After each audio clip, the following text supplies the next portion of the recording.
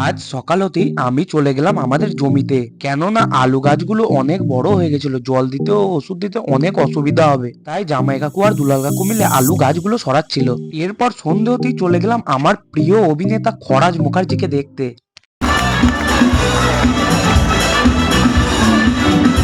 কেমন আছেন সবাই? আচ্ছা, আপনাদের একটা কথা জিজ্ঞেস করি। বলছি, একটা মেয়ে গা ভর্তি কয় না, মাথার সিটু, পায়ে আলতা, দেখেছেন কি? দেখেন না? ও গোপালের মা, তোমার সঙ্গে আমার বোধহয় আর দেখা হলো না। খরাজ মুখার্জিকে দেখে আজকের মতো মিনি ব্লগটা এখানেই শেষ করলাম। দেখা হচ্ছে নেক্সট ভিডিও।